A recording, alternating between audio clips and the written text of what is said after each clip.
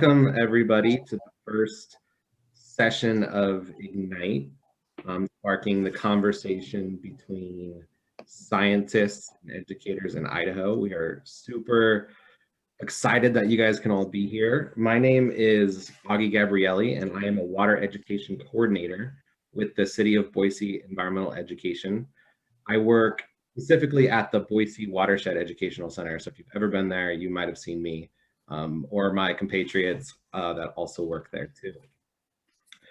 So we're super excited, like I said before, to have you guys here. Join us for a great presentation and conversation with Dr. Jen Pierce. Before we get started, I want to share a little bit of information with you all on Ignite and the partnership that is bringing you guys this web series. So we are proudly affiliated with the Earth to Sky partnership. Earth to Sky is a collaboration between NASA, the National Park Service, and the United States Fish and Wildlife Service that nurtures and supports a community of interpreters, educators, scientists who work together to share science communication techniques, who share resources and develop interpretive and educational products for use in place-based environmental education across the country. In addition to their work on a national level, Earth to Sky supports regional communities of practice across the country. We represent the state of Idaho as one of those regional communities of practice.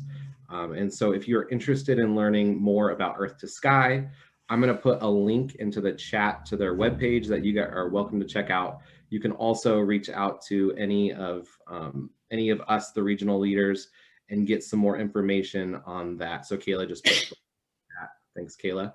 And then, so Kayla, you can go to the next slide, please. So today's schedule, it's pretty simple. We're gonna try and get through introductions and all this stuff as quickly as possible. Then we're gonna do our presentation with Dr. Jen Pierce. And we titled it Fanning the Flames, Connecting the Dots Between Global Environmental Change and Shifting Fire Regimes in Idaho. Then we'll do a little bit of a Q&A and a wrap up, and it'll be pretty painless, pretty quick. Our goals today are to engage Idaho environmental educators, interpreters with leading edge fire and climate science that is applicable to place-based education here in Idaho. And then also to support and strengthen the work that you all are doing and start to create this community of practice that includes both educators like us and then other scientists like Dr. Jen Pierce and other scientists who do really good work in communication and in science. Great, thanks, Augie. And thank you everyone for being here. It's really nice to see so many familiar faces and lots of new ones as well. My name is Kayla Bordelon. I'm one of the Idaho regional leaders for the Earth to Sky partnership. And I'm also a PhD student. I study storytelling pedagogy for informal fire education in the University of Idaho's Confluence Lab. And I'm Zooming today from Moscow, Idaho, located on the homelands of the Nimiipuu, the Nez Perce. We extend gratitude to the indigenous people that call this place home since time immemorial.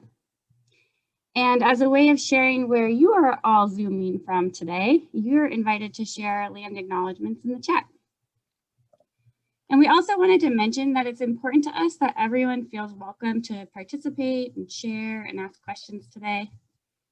Dialogue about fire and climate change in Idaho are really challenging topics, and we're all learning to navigate this together.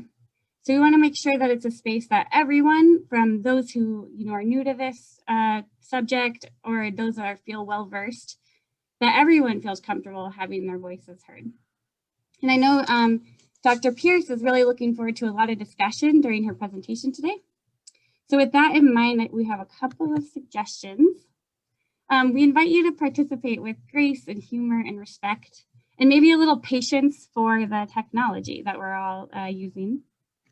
We ask that folks keep their audio on mute when they're not speaking, but that if you want to keep your video on, we welcome nonverbal communication to kind of animate the speaker, Jen, and the rest of us in this community we've been finding that thumbs up and smiles go a long way to helping the speaker feel like we're all, along for the ride.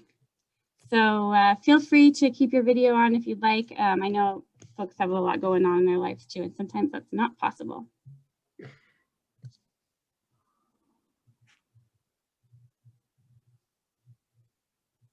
Now Tristan is going to introduce Jen.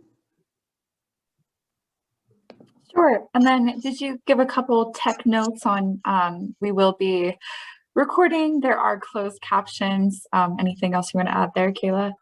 Thanks, Tristan. Yeah, the automatic live transcript should be on at the bottom of your screen.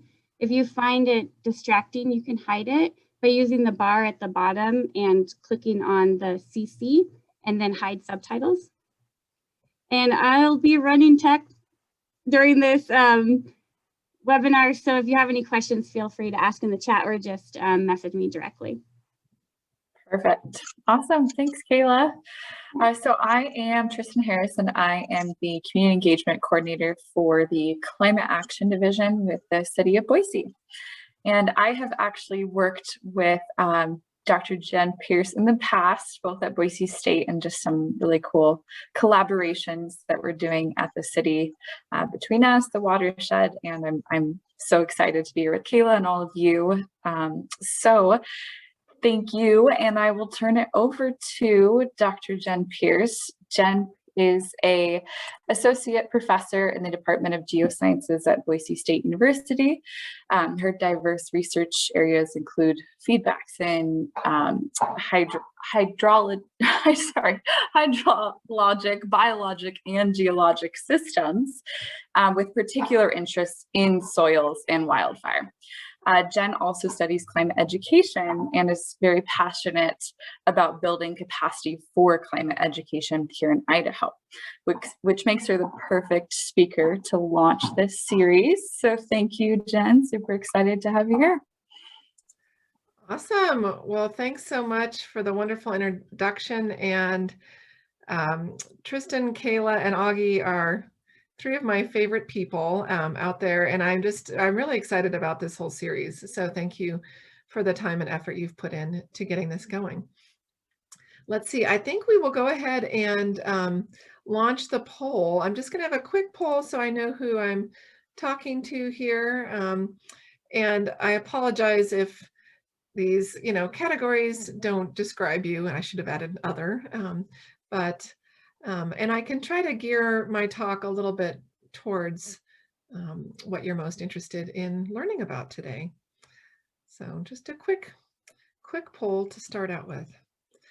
I'm also glad that you asked that question about the indigenous tribes, because then I was able to quickly look up where I was here in Bozeman, and it's I'm excited to learn more. So, all right, just give you another 10, 20 seconds to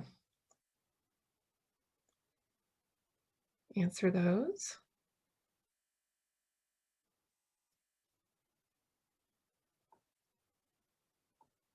And I know if you're like me, you might be, listening to this while you're driving your daughter to saxophone practice. That's usually what I'm doing this time of day. So, okay, we got a pretty good result. So I'm going to go ahead and end the polling and share those results. So looks like we have most folks here are educators or interpreters, with some folks from the state agencies and interested citizens. How does human activity affect Idaho's wildfires? Of course, all of these do. I was just kind of curious to see what folks thought about this, but humans do start fires. Human-caused changes in the climate alter the fire season, and human activity has reduced kind of historic fire activity and caused buildup of fuels in some places. Most interested, it sounds like, in modern fire climate relationships, with a smattering of folks interested in records in the past and fire and erosion. So great to hear. Thank you so much. And with that, I will go ahead and get my screen sharing up really quick. Okay. So I think you see all my slides, and do you just see my main title slide now? All right, wonderful. And I really liked the title you gave my talk. I should have put that on there. I'm going to add it in.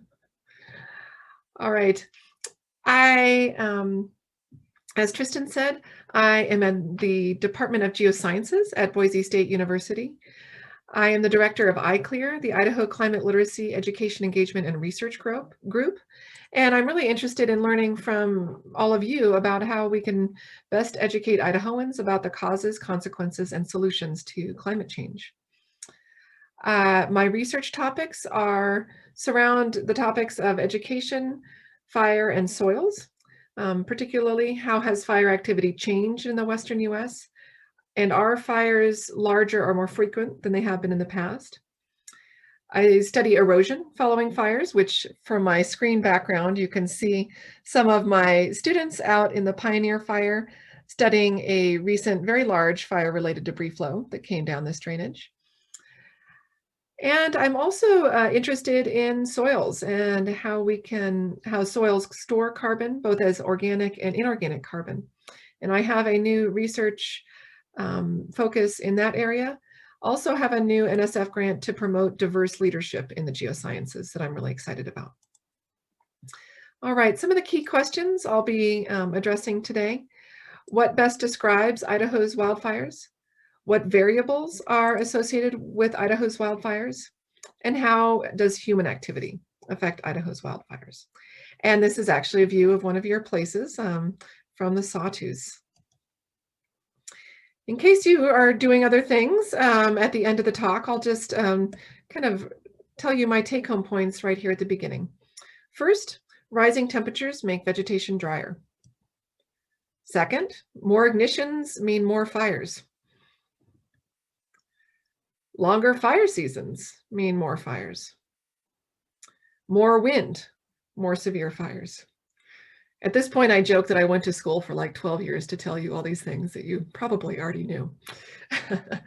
Hopefully we'll have time to talk about this a bit, that the effects of fires really extend beyond the burn perimeters. And this is in the form of post-fire debris flows and floods, smoke from wildfires, economic impacts from wildfires, psychological impacts from wildfires, and on a global basis, increased carbon dioxide in the atmosphere from burning trees and other vegetation adds more CO2. This strengthens the greenhouse effect. This further raises temperatures, producing more extreme and longer fire seasons. So kind of one of these positive feedback cycles. I'd also use this as an opportunity to plug some of the work that Kayla and Tristan are doing in their Climate Stories project, that really wildfires and climate change don't need to be relegated to this little science box in the classroom. These are topics that we can discuss in Idaho's history. We can talk about from a literature perspective, math, all of these different topics, economics, psychology, all of these pertain to Idaho's fires and climate change more generally speaking. My colleague, Michelle Youngquist, has a wonderful curriculum that really goes through all of the Fire Science 101, 301, and 501. So if you're interested in hands-on reviewed activities, I would highly recommend you check out the Project Learning Tree activities. And we're going to be hosting a professional development PD workshop for teachers this summer, and I'll post that link in the chat. Fire Science 101. So without oxygen, heat, and fuel, you can't have a fire. So that's what we start with in our basics, and made me think of some of these great Project Learning Tree activities where students are able then to experiment in a safe way with the controls on fire. When we move into Fire Science 301, now we're talking about changes in fire activity over time and space. So going again from the immediate scale, where if we wanted to start a campfire right now, we would need oxygen, heat, and fuel. Then if we're looking at wildfire on the landscape, wildfire on the landscape over timescales of days or weeks is controlled by weather, topography, and fuels. Finally, when we look at longer timescales, and this is what I did for my dissertation work right here in Idaho on the South Fork Payette River, I looked at relationships between climate, longer term changes in vegetation, and ignitions over hundreds to thousands of years. And this is what we call a fire regime that would be for a certain type of area over a certain climate period. So again, over thousands of years, these fires can actually fundamentally alter rates and processes of erosion. And I had a master's student, Carrie Riley, who had the good luck of studying wildfires in the Middle Fork Salmon, where she spent 2 summers rafting up and down, not up, the Middle Fork Salmon, looking for long-term records of fire and erosion. What she found is that in the Frank Church area, fire is a major control over erosion rates. And if any of you have been down in that area, you can understand this by looking at these recent fire-related debris flows. Vegetation adapts to certain fire regimes, and that's really important here in Idaho. You can't transfer a fire regime, say, from a high elevation, cool, wet, very dense conifer forest to a fire regime that we would expect in a ponderosa forest or to sagebrush steppe. So it's important to consider where you are in the landscape when you're thinking about fire. Finally, climate and climate change is the primary control over fire, vegetation, and erosion when you're looking at these longer timescales. So here we're talking about both human-driven causes in climate and natural changes in climate over thousands of years. This just shows great animation of changes in the Earth's climate going back now. This will go back in time to the late 1800s. So these are measured data, and I'll let you watch this.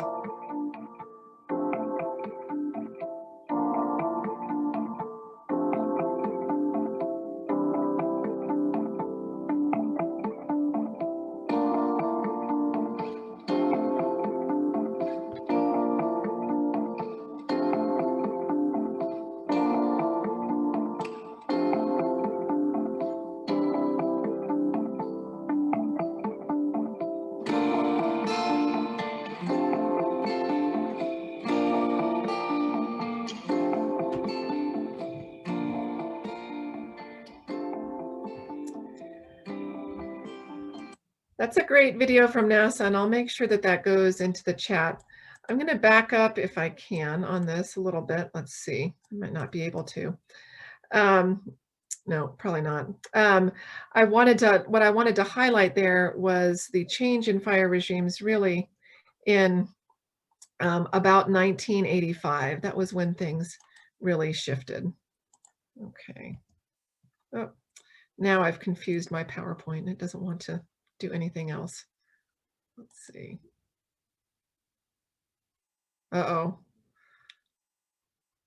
The window closed here. Just a minute. I'm going to have to open it back up. Oh my goodness. I think I crashed my PowerPoint. Give me a second here and we'll get it back up. I apologize for that. No worries, Jan. I bet one of our NASA friends that's on the call might know where to find that. There you go. Here, I'll just open this back up again. While that's coming back up, I did want to say, of course, you know, when you show this to your students looking at these changes in temperature. Okay, now we're back up, and let me get my screen sharing. Looking at these changes in temperature can be kind of scary, I think, and what we really want to do is pair material like this with solutions. So usually then when I present this, I also talk about solutions, of which there are many, to give your students and give us positive ways to go moving forward. All right. So going to my first point back in my take-home points, rising temperatures make vegetation drier. And we'll see if I can move this around. Can you guys see my little Zoom thingy up here? Hopefully not. No, Jen, it looks good. Oh, good. Okay. I usually have a 2-screen setup, but I'm going on 1 screen today. So great, great study from our own John Abatzoglu, although now he's in California, but we'll still credit Idaho with all of his great research, and Park Williams from their 2016 paper in PNAS, where they demonstrate that human-caused climate change caused over half of the documented increases in fuel aridity since the 1970s, and has doubled the cumulative forest fire area since 1984. So again, number one driver that they found from this work was climate change for, again, increasing fuel aridity and doubling forest fire area. To put that in plain terms, you know, forests burn when it's hot and dry. And this is something we all know from trying to start a campfire when it's wet and cold and we don't have much luck, and being really worried about making sure our campfires are out in the summer when it's warm and dry. This is, again, something that is really wonderful to do with that PLT material on the matchstick forests and the fuels. And here in Idaho, we, of course, and many of our communities have firsthand experience with these large, severe fires in forests especially during warm, dry summers. Now, rangelands are different. Rangelands burn when we add fuel and ignitions. So historically, our sagebrush steppe ecosystems are what we would call fuel limited. That means that fires were limited by a lack of fuel. So even if you had an ignition in a kind of a pristine sagebrush steppe area, there wouldn't be enough fuel to carry that fire over many acres. What's changed since really the advent of cheatgrass and the arrival of cheatgrass as an introduced species in Idaho, which dates back, there was actually a paper about this cheatgrass introduction in 1949. So even by that point, cheatgrass had already started to invade some of Idaho's sagebrush steppe ecosystems. It was brought over as a packing material in the railways to pack fragile items. So cheatgrass now has provided a blanket of fuel, which has really fundamentally changed our fire regimes in our rangeland ecosystems. In addition, many of these ecosystems formerly had been also ignition limited, where we didn't have as many lightning strikes on the Snake River Plain as in our Idaho mountains. That's also changed because of people adding ignitions to our landscapes. This is a image from Bogus Basin Road, not too far from my home in Boise, showing again this mixture here you can see of sagebrush plus this very flammable cheatgrass. The cheatgrass then has created this cycle of where we have rising temperatures, ignitions, and cheatgrass. We introduce fire into our sagebrush cheatgrass ecosystem. The cheatgrass is happy to burn every year and will come back every year after fire. So it is an annual grass, whereas sagebrush requires sometimes really decades to get established. This provides fuel for bigger and more frequent fires. So as you have more bigger and more frequent fires, you get more invasion of cheatgrass and so on and so forth. A colleague of mine, Mike Pellant, who for many years was with the BLM, said that when he first started at the BLM, fires over 100,000 acres were unheard of. It was just something that never happened. Now, large fires, so fires from 100,000 to 400,000 acres, are becoming common in these ecosystems. Between 2000 and 2018, we lost over 15 million acres of sagebrush in the Great Basin, so primarily in Nevada, Oregon, and Idaho. So those are really our big take-home points from our sagebrush steppe So cheatgrass and ignition's a big player there, whereas in our forests, really we're seeing the overwhelming signal of climate change. More ignitions means more fires. You know, I didn't know this until a couple years ago, but it turns out the number of lightning strikes in the United States could increase by about 12% for every degree C of warming. So as it gets warmer, we can anticipate more lightning strikes. In addition, of course, humans are responsible for the majority of fire starts. In the United States, human-started wildfires account for 84% of all fires. They have tripled the length of the fire season and dominate an area 7 times greater than those affected by lightning fires. So this is from a paper by Jennifer Walsh. So along with my cartoon to New Year's resolutions, seek help for my pyromania, which is burned. Always cracks me up. These fires have extended, or these human-caused fires have really extended the length of the fire season. And here in Idaho, this is particularly a factor during the fall. So during the fall, this is a time when we typically do not have many lightning strikes in September, October, but our fuels are increasingly dry and our temperatures are increasingly warm during these time periods. So these are times when humans really play a role in starting fires in the Idaho landscape. This is a paper from Mel Kunkel and I from 2010 showing changes in the timing of spring, which we approximated from final snowmelt dates in Idaho. So this is for all of Idaho's watersheds. And this shows with our downward line that the timing of final snowmelt date is getting earlier and earlier on average. You can also see from this graph that variability has also really increased, where we have an interval of pretty low variability in the 40s, 50s, 60s, and 70s. Followed by highly variable timing of snowmelt in the 80s, 90s, and 2000s. This is also the time period where, when we look at fire suppression, we were very good at putting out fires, human-caused fires or lightning-caused fires, when it was relatively cool and wet during that time period. This is another figure from that paper showing the final snowmelt date and the deviation. So again, looking at that variability more closely. So what is the variability in final snowmelt date as compared with acres burned? And this is from the Boise National Forest. The main thing I want to point out here is that if you have the combination of really wet years, then really dry years, really wet years, then you're really producing the perfect storm for large fires where we can grow fuels during those wet intervals and then have very dry summers where those fuels will burn.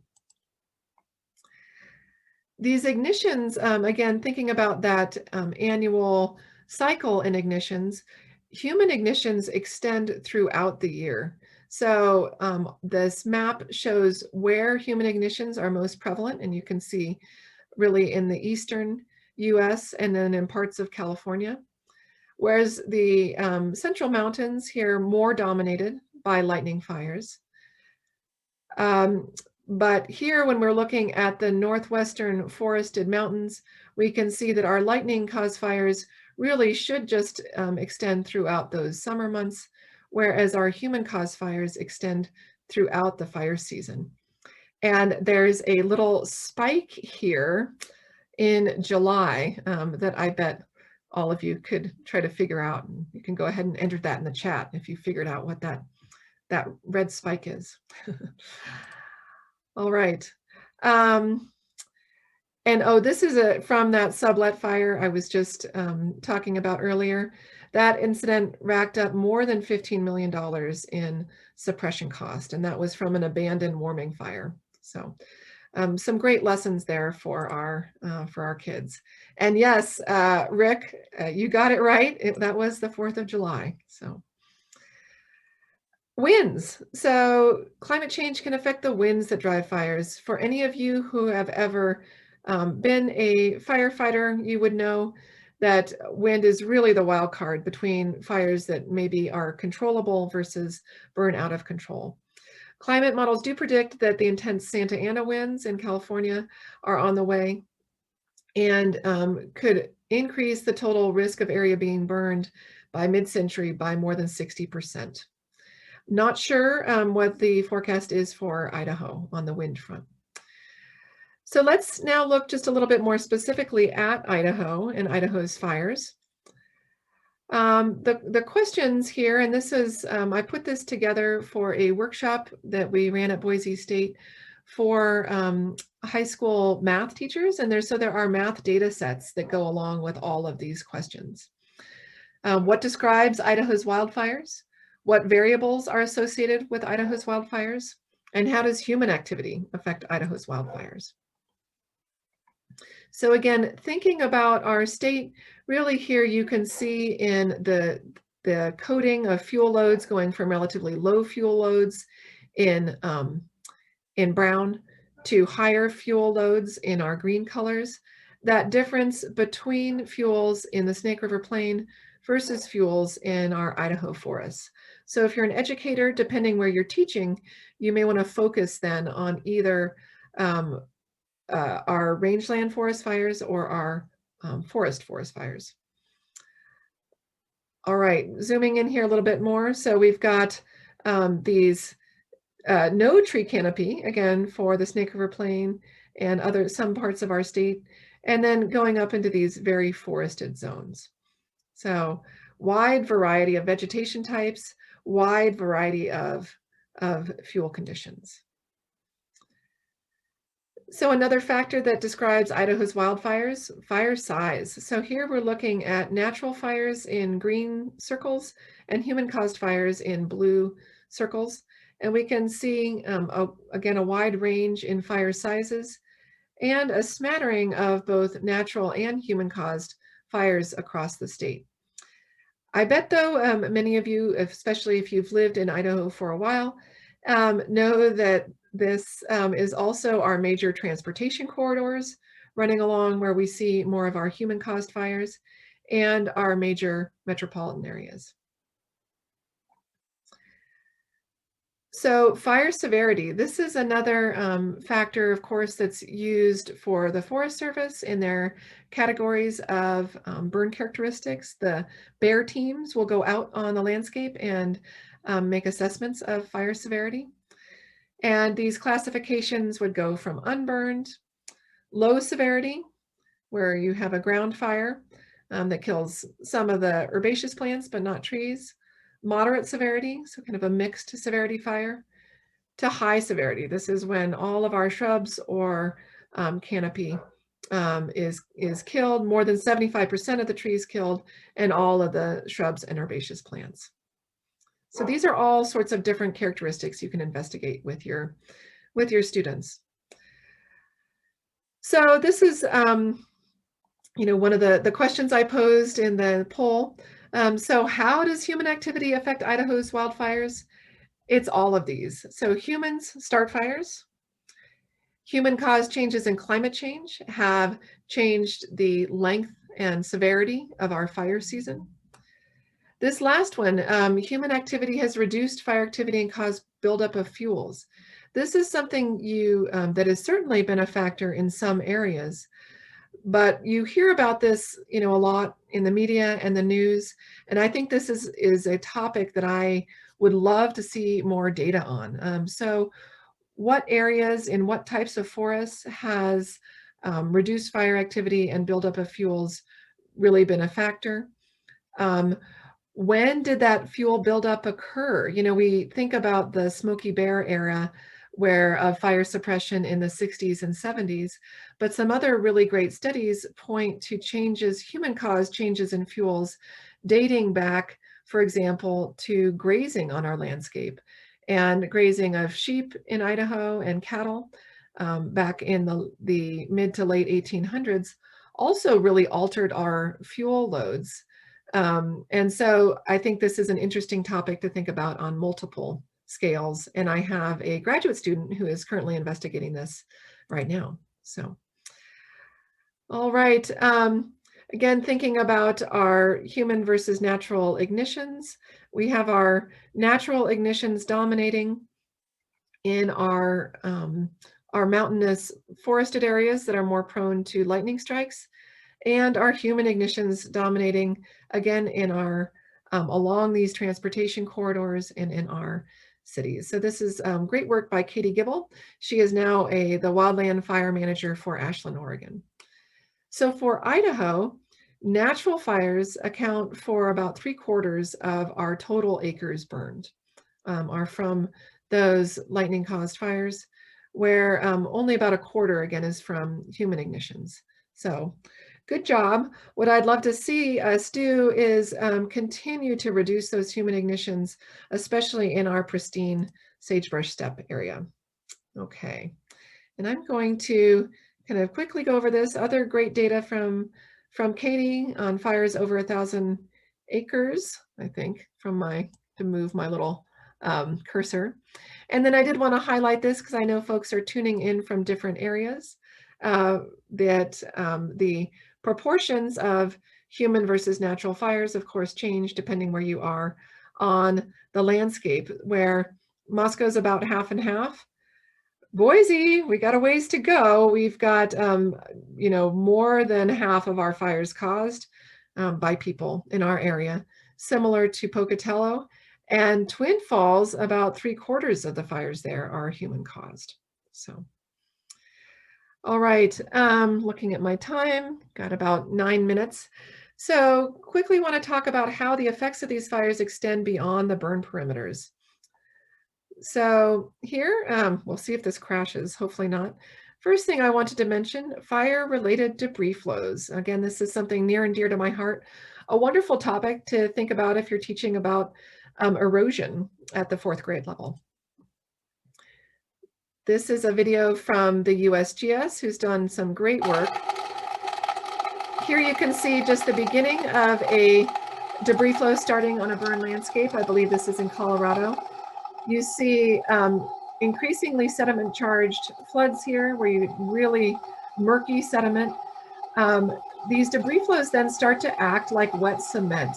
They don't act like water, and they can actually support and move very large objects, very large boulders, trees, and are very destructive. So these debris flows usually occur in the first season after the fire, but you can have debris flows on burn landscapes even several years following these fires.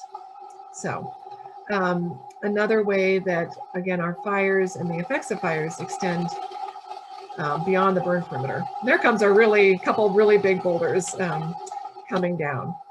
So this is something that I studied on, I've really studied actually throughout Idaho, but particularly the South Fork Payette and Middle Fork Salmon.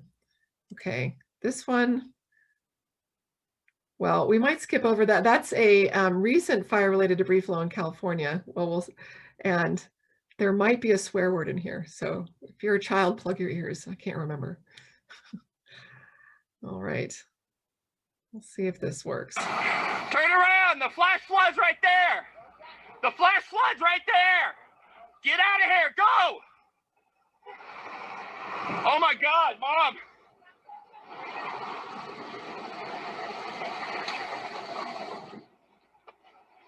Close the door.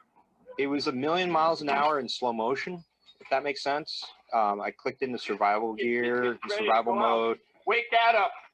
Every second, it's just roaring and banging against the house, and the most vicious, violent sounds you've ever heard.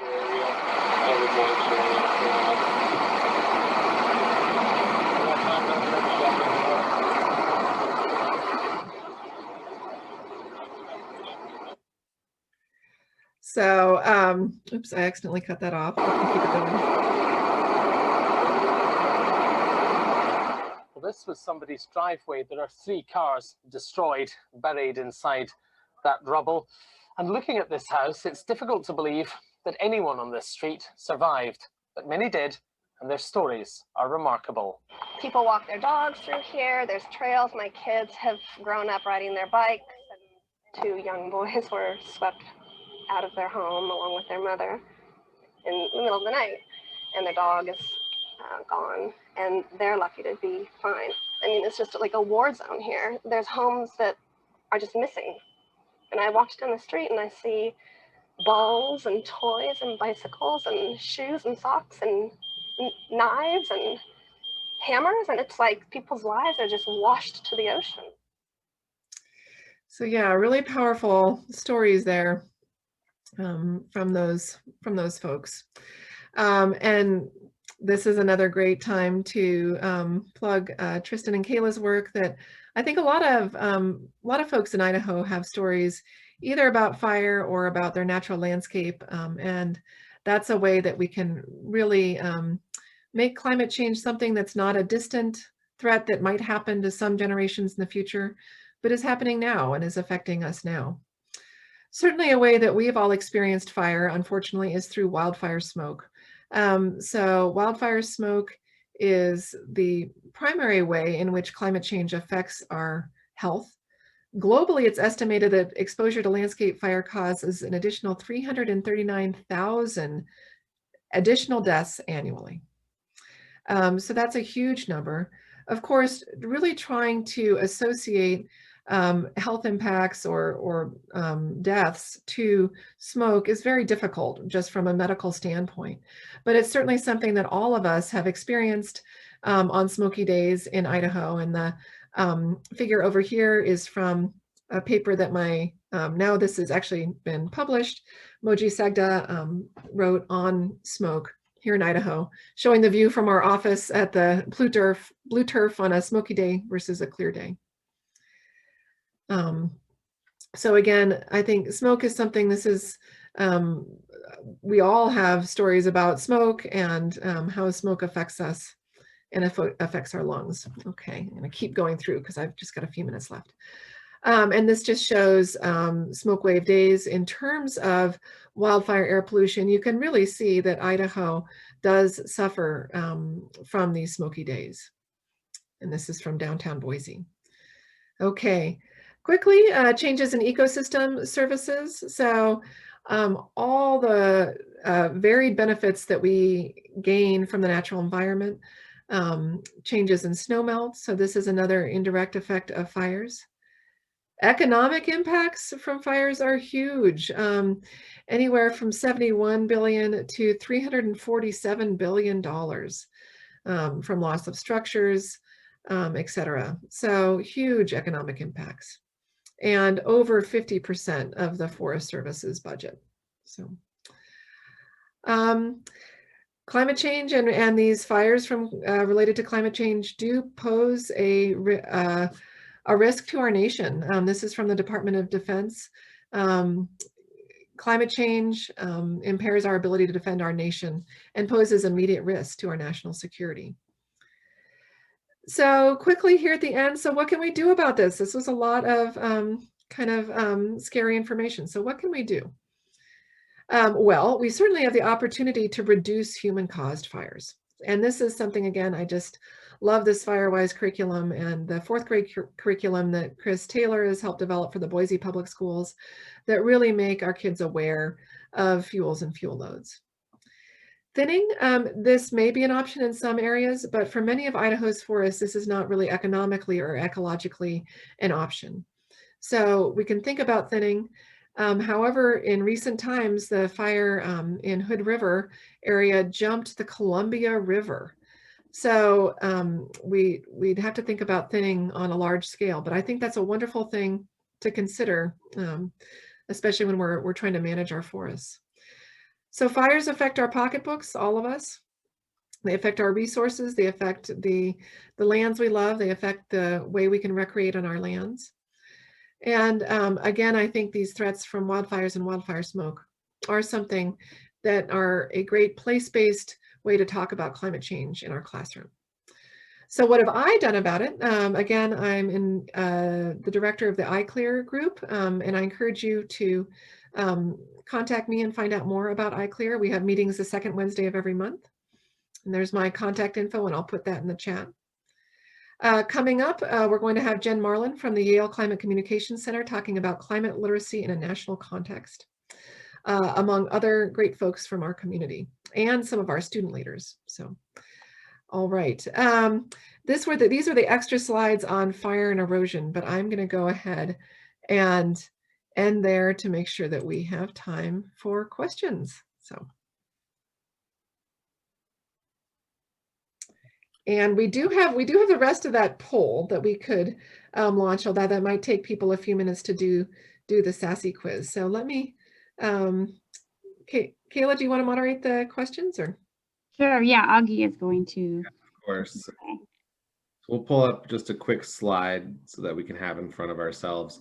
And then if you have a question for Jen, feel free to share it in the chat. I know we have a little bit back that we'll get to.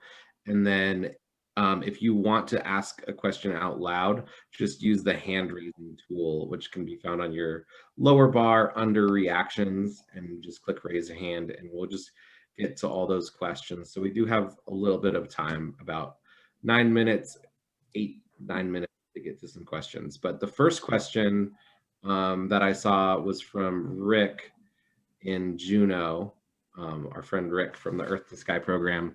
And he wanted to know, can the amount of carbon added to the atmosphere by wildfires, so both rangelands and forests, be quantified? And if so, how does that compare to anthropogenic sources? That is a great question, Rick. And the short answer is yes, we can certainly estimate the, using what we can measure, and this you can actually do this with your students. You can measure the diameter of a tree and estimate the carbon content there. So that has been estimated for different ecosystems, and there's some great publications on that I'll try to find and I can send to you if you get me your email. How does that compare with anthropogenic sources?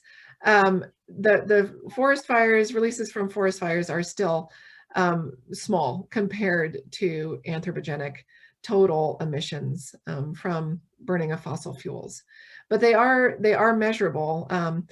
Unfortunately, it's in terms of what is the solution, I think the answer to reducing anthropogenic fuel emissions is much more straightforward than trying to reduce especially lightning caused fires. So I think we can focus on those human caused fires. So looks like Sandra, can you explain the relationship between low snowpack and fires? Yes, another great question. So if you think about our landscapes, so here we are, I wish I could show you the view out my window in Bozeman. We've got patchy snow covering most of the landscape here in Bozeman right now. Until that snow melts and until the soils dry out, good luck starting a fire. We're really before the fire season. However, if this was a low snowpack year and a dry year, the snow might already be gone from our landscapes. Those soils and fuels might have already started to dry out.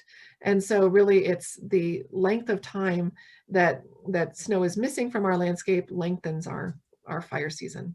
So great question. Great question from Teresa. Hi, Teresa. I'm so excited about Kayla's project.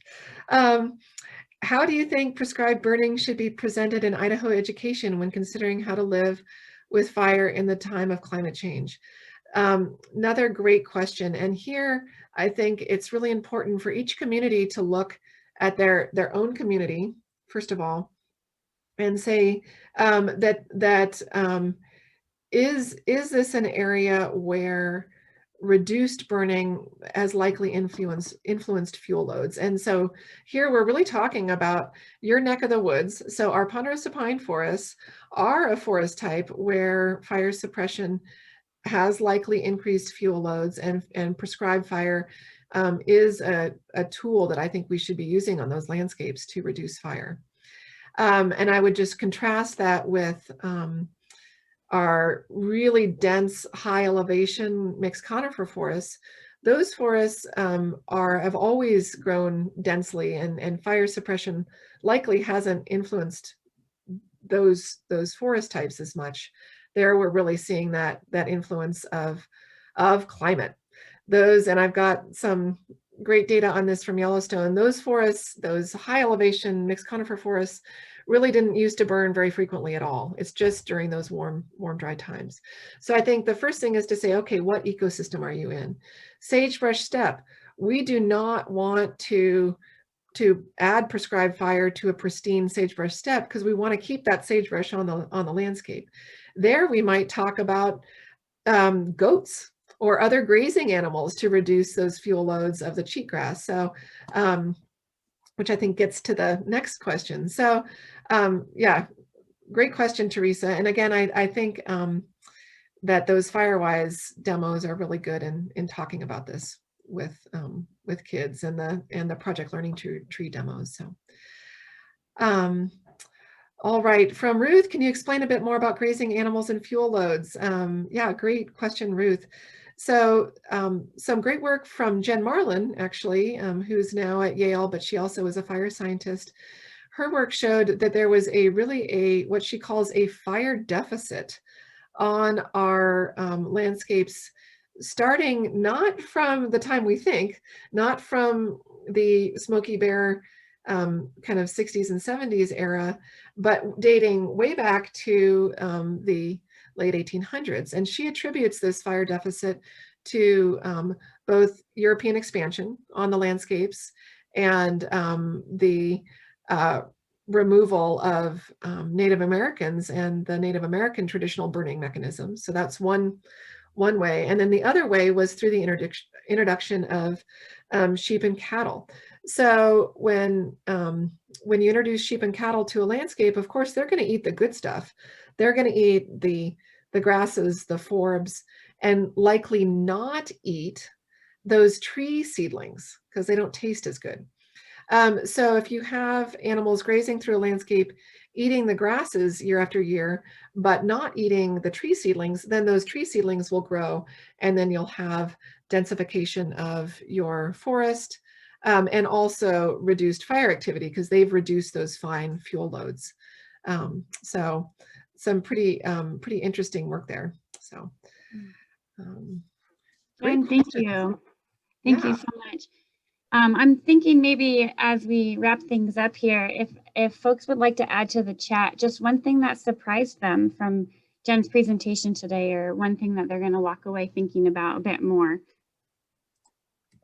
And meanwhile, Augie, I'm going to share a screen. Awesome.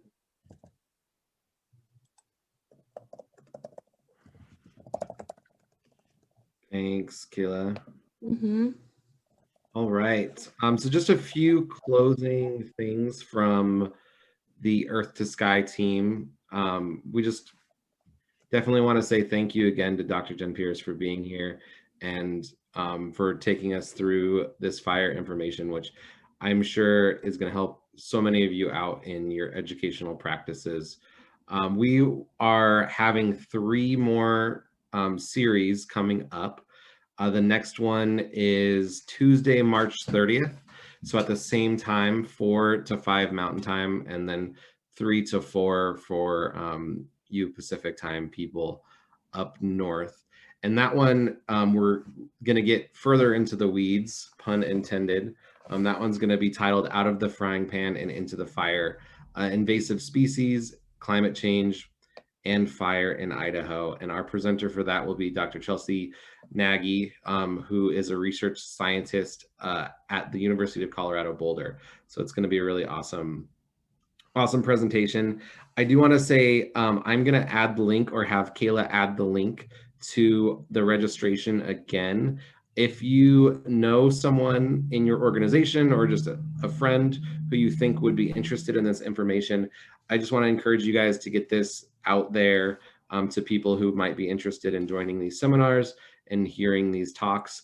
And you guys can help us kind of further our community of practice here in Idaho and get more people in the conversation of fire and climate change and all of these great topics. Great, thanks, Augie. Thank you all. I'm watching in the chat, watching you put your observations here, and it's fun to see all of the different takeaways from the participants.